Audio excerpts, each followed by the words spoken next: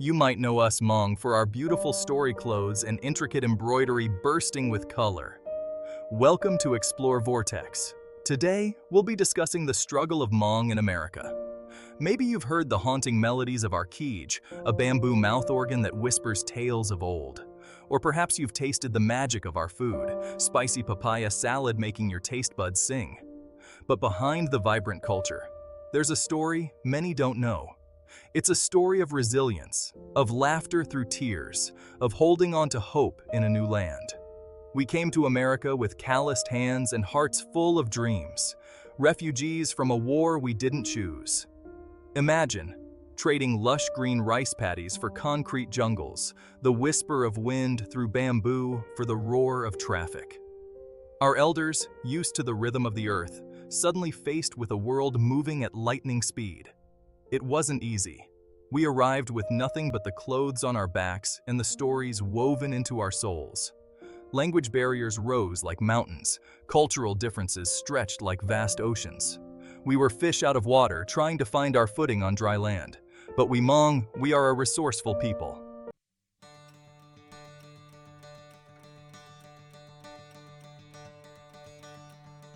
We learn to navigate this strange new world, one step at a time.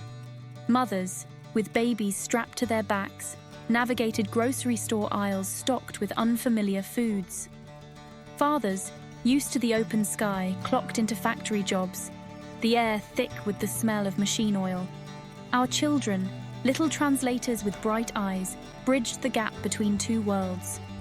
Humor became our shield, a way to deflect the sting of discrimination and the ache of homesickness.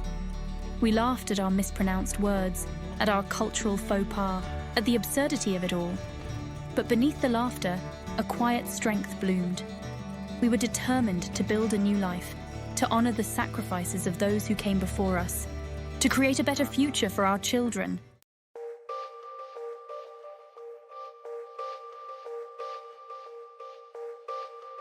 To understand the Hmong in America, you have to first hear the whispers of the war that chased us from our homeland.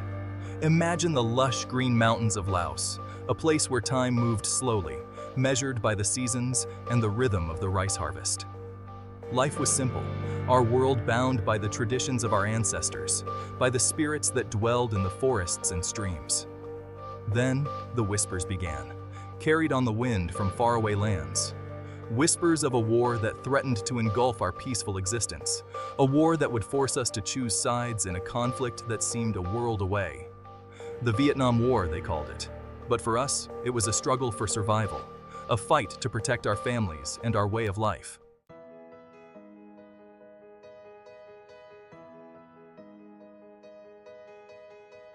Fear gripped our communities. Retaliation from the Pathet Lao was swift and brutal. Those suspected of aiding the Americans faced imprisonment, torture, even death. Our only option was to flee, to seek refuge in a land we had only heard of in whispered stories. America. The journey was perilous. Families trekked for months through dense jungles, across treacherous rivers, carrying little more than the clothes on their backs and the hope for a better future. Many perished along the way, victims of starvation, disease, or enemy fire. Their sacrifices paved the way for those who managed to escape, a heartbreaking testament to the human cost of war. America, with its promise of freedom and opportunity, seemed a world away. We arrived exhausted and traumatized, strangers in a strange land, our language, our customs, our traditions, lost in translation. But we had survived. We had crossed mountains and oceans to get here, carrying with us the resilience of our ancestors, the unyielding spirit of the Hmong.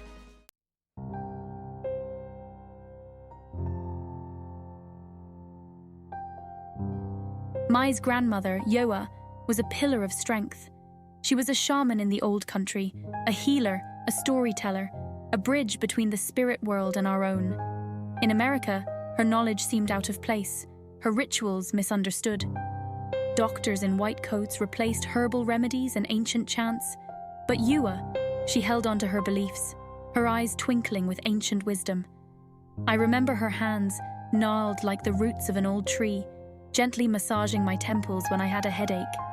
She would whisper stories of our ancestors, of spirits who protected us, of the power of resilience that flowed through our blood. Even though I didn't understand all the words, I felt their weight, their truth settling deep in my bones.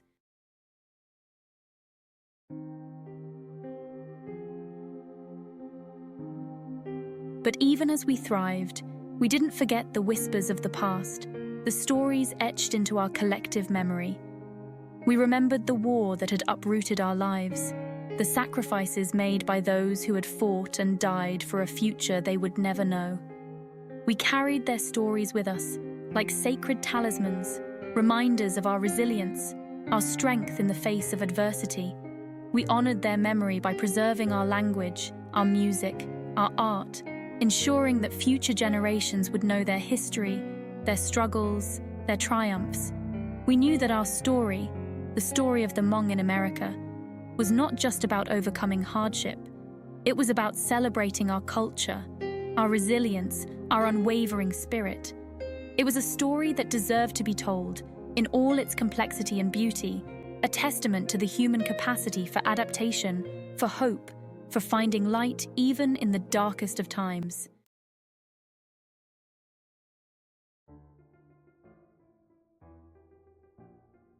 America, we soon learned, was a place of contradictions. Freedom, that word we clung to, tasted different here. It meant opportunity, yes, but also a subtle pressure to conform. We were encouraged to embrace the American way, but sometimes it felt like leaving behind pieces of ourselves. Our elders, raised with one foot in the spirit world, struggled to reconcile their beliefs with the logic of the West.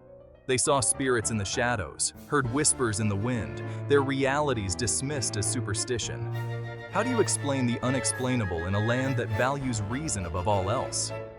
Traditional healing practices, once revered, were met with skepticism. Shamans, once sought after for their wisdom, found their roles diminished, their knowledge fading with each passing generation.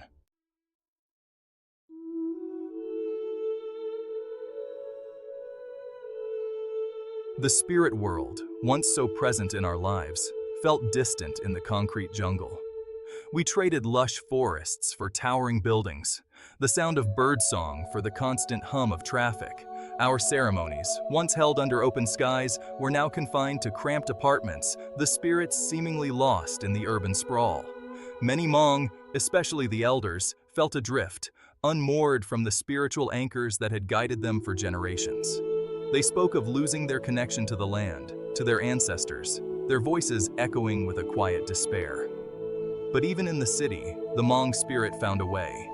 We transformed urban spaces into reflections of our heritage. Community gardens bloomed with familiar herbs and vegetables, the scent of lemongrass and cilantro, a fragrant reminder of home. We gathered in churches and community centers, the rhythmic chanting of our elders a comforting presence amidst the urban din.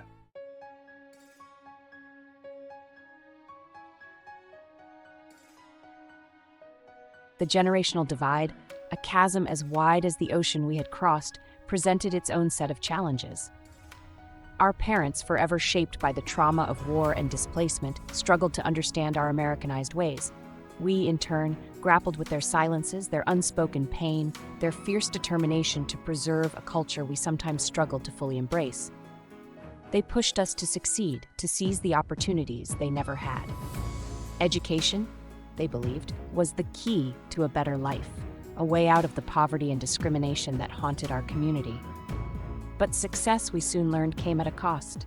As we excelled in school and pursued careers outside of our community, we felt the weight of their sacrifices, the expectation to uplift not just ourselves, but our entire people.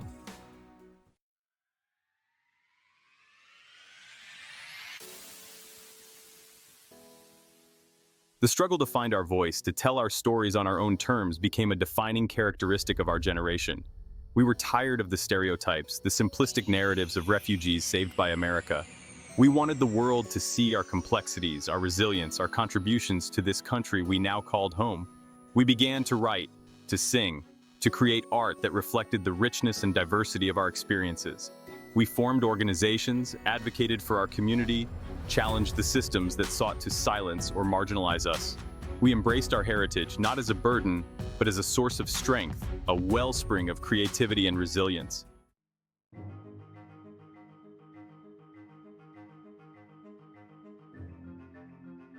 Remember those calloused hands? The ones that once planted rice in terraced fields, that climbed mountainsides like giant green stairs? Those hands, weathered by sun and struggle, found new purpose in America. They learned to coax life from unfamiliar soil, to grow food in a land where seasons seem to change overnight. The Hmong, you see, have a deep connection to the earth. It's in our blood, passed down through generations who measured time by the cycles of planting and harvest. So when we arrived in America, displaced and disoriented, it was the land that offered a sense of familiarity, a way to reconnect with our roots.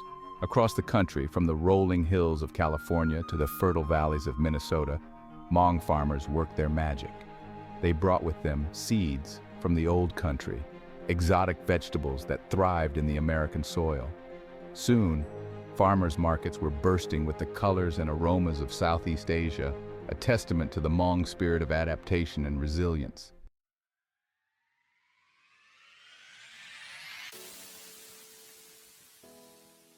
It wasn't just in agriculture that the Hmong thrived. Remember those intricate story cloths, the ones embroidered with vibrant threads that told tales of our past? Those threads, once symbols of our cultural heritage, became threads of success in America. Hmong women, skilled artisans with nimble fingers, found new markets for their craft. They set up shop in their homes, at community centers, at bustling flea markets, their needles weaving together traditional designs with modern sensibilities. Their work, a vibrant fusion of old and new, caught the eye of designers and collectors, bringing Hmong artistry to the world stage. But it wasn't just about economic success. For many Hmong women, their craft was a source of empowerment, a way to preserve their cultural identity while navigating the complexities of American life. Through each stitch, they wove stories of resilience, of adaptation, of the enduring spirit of the Hmong people.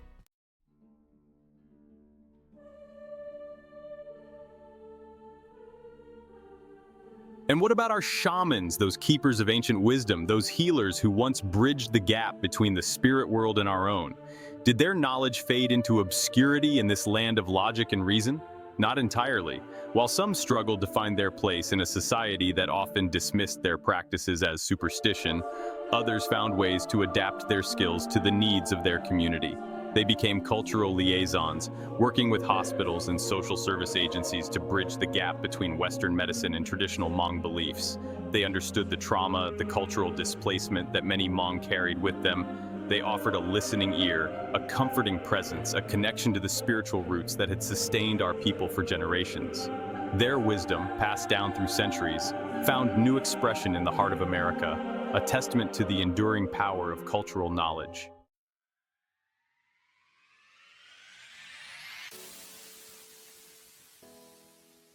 So, as you can see, the story of the Hmong in America is more than just a tale of struggle. It's a tapestry woven with threads of resilience, of adaptation, of the unwavering spirit of a people determined to build a better future for themselves and their children. We have faced challenges, yes, but we have also found success. We have preserved our cultural heritage while embracing new opportunities. We have honored the sacrifices of our elders while forging our own paths in this land we now call home. Our story is still being written, each generation adding its own unique verse to the ongoing saga of the Hmong diaspora. It's a story of courage, of resilience, of the enduring power of the human spirit to overcome adversity and thrive in the face of the unknown.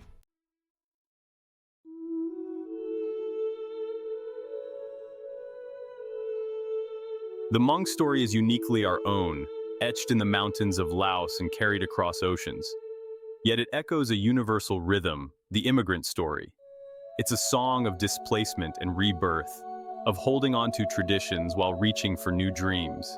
It's a reminder that America, at its best, is a tapestry woven from the threads of countless cultures. But this tapestry is fragile. It requires understanding, empathy, a willingness to look beyond our differences and recognize our shared humanity. The Hmong community, like many immigrant groups, still faces challenges. Language barriers, economic disparities, access to healthcare and education. These aren't just Hmong issues, they're American issues. reflecting the work we still have to do to live up to our ideals of equality and opportunity for all. Imagine a future where a Hmong child, born in the shadow of skyscrapers, can embrace their heritage without fear of prejudice. Imagine classrooms where Hmong history is taught not as a footnote, but as an integral part of the American story. Imagine a society where the contributions of all its members are valued, where diversity is seen not as a threat, but as a source of strength.